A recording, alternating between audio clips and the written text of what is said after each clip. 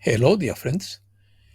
You boast that you are the science, and I don't think so, because being you the science, you haven't understood me. Science, a flamenco lyric. Opinion piece. End of civilization, beginning of a new one. Change produces chaos. This is a perfect storm. Peace will gradually establish itself. It will calm down in the coming months. Fragmentation of the financial order. Movement of capital slows down. Gold and silver bullion sales rise. Louisiana declares gold legal tender.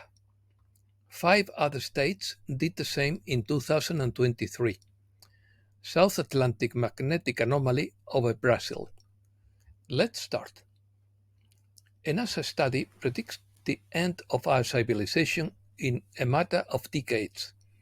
The handy mathematical prediction model predicts 5 factors that influence the collapse of civilizations: weather, population, water, agriculture, and energy. When these variables combine to form the perfect storm, the end of a civilization would occur. This combination of factors is always the same: the overexploitation of resources due to economic collapse and the increasing gap between rich and poor. The collapse of civilization has been a recurring theme in literature and cinema, especially science fiction, although not only those who create fantastic stories have paid attention to this issue. From anthropology to economics, through archaeology and even astronomy, the end of society as we know it has been considered. Misunderstandings. There are more and more violent events, and that brings misunderstandings. What is happening is the end of a civilization, the end of a world of degradation, according to Telosians through Marie-José and Dichot. The planet and humankind are evolving even if you don't feel like it. Every time there is evolution, a certain chaos occurs, so that the old fragments and explodes into 1,000 pieces after having become useless, to give way to renewal and the new. What is happening now is the end of an earthly civilization, but unlike what happened during the fall of certain civilizations in the past, this one is of incomparable strength and power. It comes at a time when it is important that humankind no longer remains in complicated feelings, in a duality that brings darkness to life on earth. Currently, it is more than necessary to be in tune with the evolutionary energies of the earth for humanity to transform. But since it is difficult for a part of humanity immersed for millennia in the duality created by humans who want to keep them in the business of their feelings, it is important that all this ends. But so many disturbing feelings, so much duality for millennia passed down from generation to generation cannot be dissolved overnight. Faced with the force and power of the celestial energies that surround the earth and its humanity, a large number of human beings are very disoriented, who only find what seems to them to be their salvation through violence. By doing so, you remove some of these energies that should normally bring you peace and understanding of life. There is the strength of those who wish to see humanity decline in order to control each human being. All of these control states will gradually ease and disappear in the coming months. Peace will gradually settle on the planet. This will not happen overnight, but the coming months will see the disappearance of some of those who wanted to subjugate humanity. They will make so many mistakes that they will become evident. Economy X22 report. The economic narrative is on track, but the problem is that people will not buy it. Do you see what is being done? The setup is almost complete and not everything will be clean. The Houthi blockade of the Red Sea makes the Northern Sea route attractive to a disparate West. The Houthis threaten their next attack on a US airline. Geofinancial war. The G7 threatens to confiscate Russian deposits, which would accelerate de-dollarization and perhaps the advent of the new multipolar currency BRICS, according to The Economist. The disintegration of the world economic order is likely to be the consequence of the failure of Western sanctions, according to Alfredo Jalife. The fragmentation of the financial order is giving rise to a more divided world where the global movement of capital is in decline. National payment systems proliferate and a currency war ensues. Precious metals. Costco says gold buyers are helping boost its online sales. The retailer's e-commerce sales increased 20.7%, with growth led by gold and silver bullion.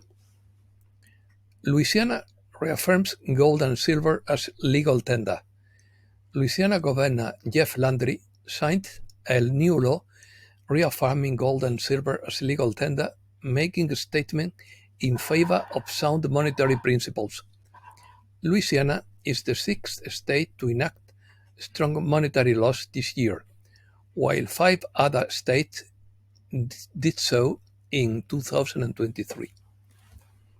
When savers, earners, and investors look for ways to protect their savings from the ravages of inflation, they often choose precious metals over fiat currency because precious metals have retained purchasing power over time.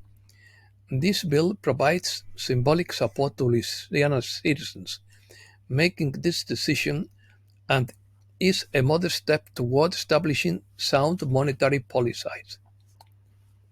Alabama, Utah, Wisconsin, Nebraska, and Kentucky passed laws in 2024, ending sales and capital gains taxes on precious metals, declaring that central bank digital currencies are not valid money in their state or empowering state treasurers to invest state funds in gold and silver. USA. Trump raises a record $39 million following his guilty verdict. Orban supports Trump after a conviction in the US. NATO chief pressures allies to commit $44 billion in aid to Ukraine annually. Large technology companies have more information than intelligence agencies, said the head of the NATO Military Committee, Rob Bauer. Europe. Torrential rains wreak havoc in Germany and Italy. Meloni says that Europe must no longer remain a bureaucratic giant and a political dwarf. The EU has no evidence that China supplies weapons to Russia, according to Borrell. Borrell aims to prevent the European Union from being accused of being anti-Israeli. France thwarts a planned attack on the Paris Olympics. ABBA named Swedish Knights for their contribution to world culture. Warmongering in Ukraine opens a hole in France's budget. Spain. Spain's oil is called revenge tourism. The economic boom that astonishes Europe has an explanation. Tourism is compensating for all the years of confinement. Almost half of Spaniards are not able to identify fraud when booking their holiday. Americas. Mexico's elections are the most violent in the country's history.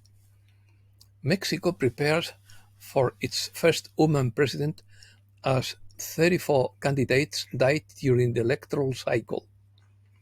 Working poverty is reduced in Mexico, but it takes years to eradicate it. The IMF approves a new loan for Ecuador for $4 billion. The president of Ecuador consulted Bukele about his security policy in El Salvador. Bukele is sworn in as president of El Salvador for a new 5-year period. Bolivia has asked its companies to repatriate dollars from abroad.